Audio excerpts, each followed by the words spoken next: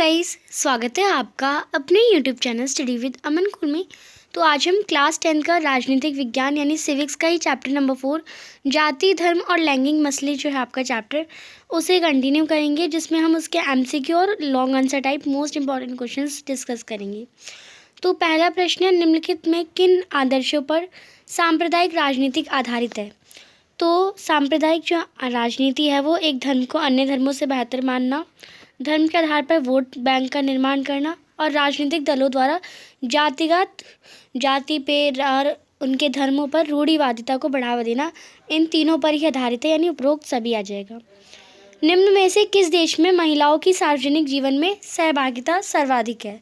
तो इस जो आपका स्क्वेंडिनेवियन जो देश है वहाँ पे महिलाओं की सार्वजनिक जीवन में सहभागिता है वो अधिक है। 2001 जनगणना के अनुसार भारत में महिलाओं की साक्षरता दर क्या थी? 54%।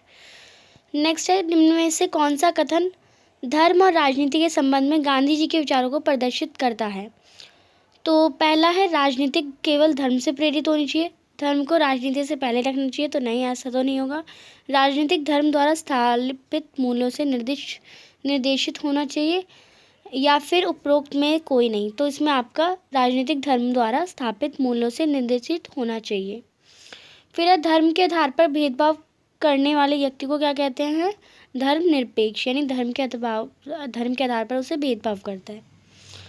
इनमें से भारत के लिए किस प्रकार का विभाजन अप्रत्यक्ष है, यानी सही नहीं है? लैंगिक विभाजन, जातिगत विभाजन, आर्थिक विभाजन या धार्मिक विभाजन। तो जातिगत विभाजन जो है वो सही नहीं है, क्योंकि जो ऊपरी जाति है वो उभर जाएंगे और जो निचली जाति है उन्हें दबाव दिया जाएगा। प्राचीन काल में स्त्रियां डैश तक ही सीमित हुआ करती थी, दफ्तर व स्कूल तक नहीं, खेत या खलिहान तक नहीं, घर की चार दीवारी के उपरोक्त में से कोई भी ठीक नहीं है। तो वो घर की चार दीवारी तक ही सीमित हुआ करती थी, और आज भी कुछ घर में ऐसा ही होता है, वो घर की चार दीवारी तक ही सीमित रहती है। निम्न में से किसका आशय लिंग विभाजन से, यानी कौन सा लिंग विभाजन है? समाज द्वारा पुरुष और महिलाओं के लिए निर्धारित असमान भूमिका, यस। पुरुष तथा महिला की जैविक बनावट, नहीं। पुरुष तथा श्रमिक महिला श्रमिकों के बीच विभाजन, ये भी नहीं। बालक व बालिकाओं का अनुपात, तो ये भी नहीं। इसमें पुरुष और महिलाओं के लिए असमान भूमिका, वो हमारे लिए लिंग विभाजन से आपका रिलेटेड है। उस प्रक्रिया को क्या कहते हैं जिसमें लोग ग्रामीण क्षेत्रों से शहरी की ओर पलायन करते हैं? तो उसे हम नगरीकरण कहते हैं। ग्राम में आते तो ग्रामीकरण, और आधुनिक की मतलब वो फैक्ट्रीज वगैरह में तो आधुनिकरण, पश्चिम में जाते तो पश्चिमीकरण।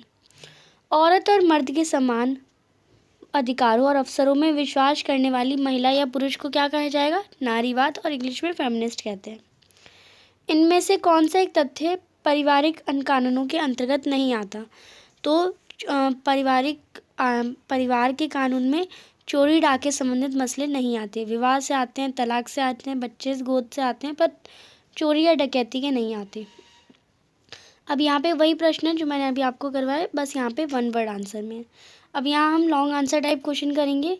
जीवन में उन विभिन्न पहलुओं का जिक्र करें जिनमें भारत में स्त्रियों के साथ भेदभाव होता है। तो महिलाओं के ऊपर घरेलू दायित्व होता है। आप अपना, अगर आप एक गर्ल हैं तो गर्ल भी बता सकती है कि क्या क्या प्रॉब्लम फेस होती है। जो पुरुष होते हैं वो उनका अत्यधिक नियंत्रण होता है। और यहाँ पे आपको लैंग्वेज में तो बुक की लिखना है, पर आप अपने विचार लिख सकते हैं। कन्या भ्रूण हत्या होती है, यानी पेट में ही मार दिया जाता है। स्त्री शिक्षा को कम महत्व दिया जाता है, और पारिश्रमिक वितरण में असमानता होती है, और व्यवस्थाओं में कम प्रतिनिधित्व होते हैं। फिर जाति के आधार पर भारत में चुनावी नतीजे तय नहीं किए जा सकते। क्यों नहीं किए जा सकते? क्योंकि मतदाताओं में जागरूकता, कई बार मतदाता जो होते हैं वो जातीय भावना से ऊपर उठकर मतदान करते हैं। मतदाताओं द्वारा अधिक आर्थिक हितों और राजनीतिक दलों का प्राथमिकता, किसी एक संसदीय क्षेत्र में एक जाति के लोगों का बहुमत ना होना, क्योंकि एक जाति के लोग एक ही को नहीं वोट कर सकते, और महिलाओं द्वारा विभिन्न आधारों पर मतदान करना।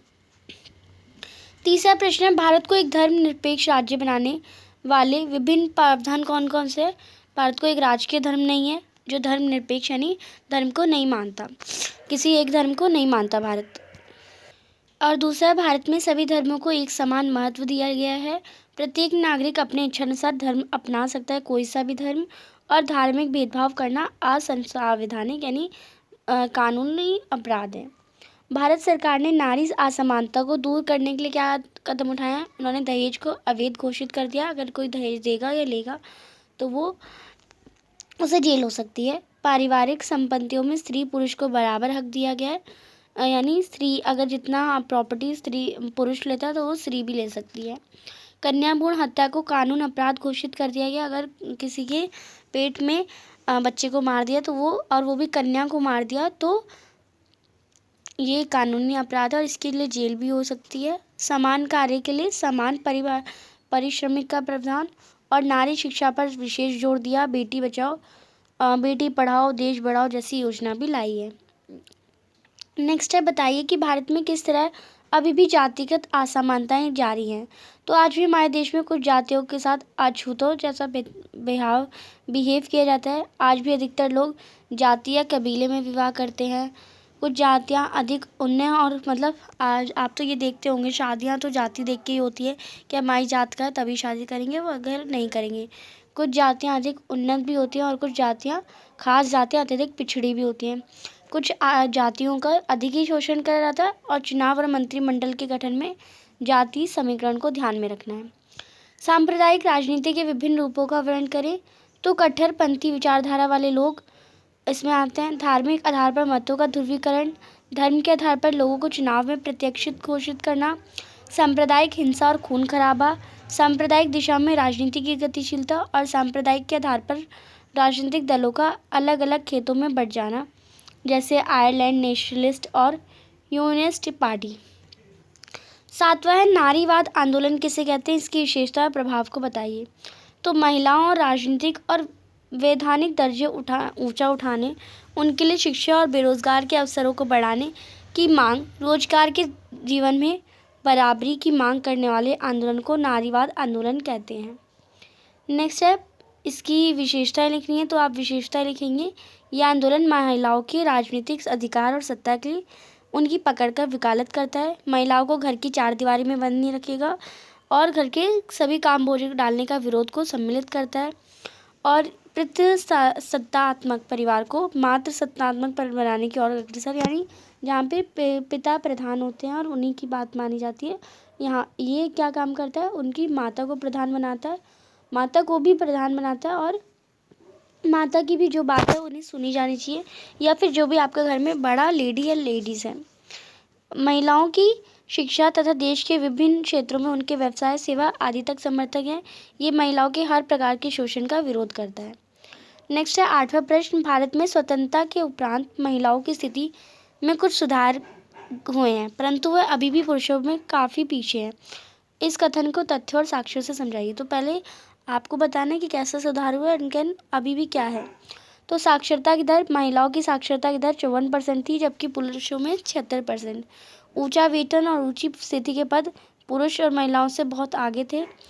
असमात लिंगानुपात यानी 1000 पुरुषों पे सिर्फ 933 महिलाओं की संख्या थी, यानी बाकी जो बच्चे हैं वो बच्चे जो आपके 67 पुरुष ज़्यादा थे। और घरेलू और सामूहिक उत्पीड़न जनप्रतिनिधि संस्थाओं में कम भागीदारी तथा प्रतिनिधित्व, महिलाओं ने पुरुषों की तुलना में अधिक आत्मनिर्भरता कम, यानी महिलाओं जो होती हैं उनमें आत्मनिर्भर यानी वो कम होती हैं।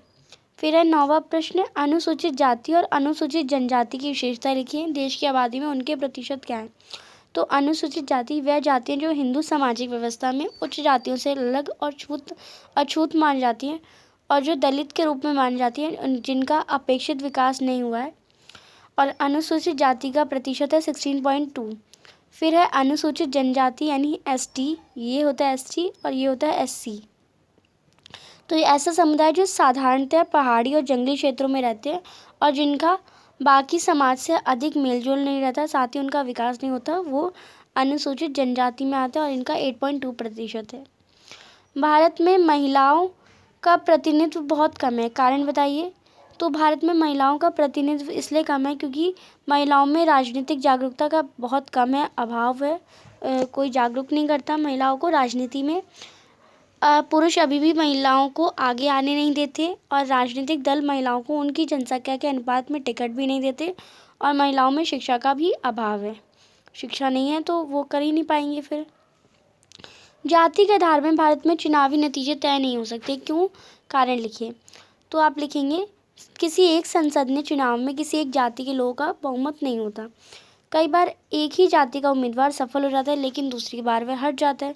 जाति के अलावा सरकार का काम, नेताओं की लोकप्रियता भी चुनावों में महत्वपूर्ण निभाती है। यानी किसी एक संसद ने चुनाव में एक जाति के लोग बहुमत दे ही नहीं सकते। यानी अगर एक इलेक्शन में लड़ रहा है इस जाति का तो सारे उस जाति के उसे ही नहीं दे सकते, ये कानून है। नेक्स्ट 12वां प्रश्न भी इम्पॉर्टेंट है। भारत में महिलाओं का प्रतिनिधित्व बहुत कम है, कारण बताओ। तो भारत में महिलाओं में शिक्षा का अभाव है, राजनीतिक जागरूकता कम है, पुरुष सदस्य महिला से आगे हैं, दल महिलाओं में अनुपात भी कम है, जनसंख्या भी कम है और टिकट भी नहीं देते। तो वही सेम रीज़न ज़्यादातर क्वेश्चन में आपका आएगा। चैनल को अभी तक सब्सक्राइब नहीं किया तो प्लीज़ चैनल को सब्सक्राइब ज़रूर करें, ज़्यादा से ज़्यादा दोस्तों के साथ शेयर करें और वीडियो अच्छी लगी तो इसे लाइक ज़रूर करिएगा। Thanks for watching you. Bye bye guys.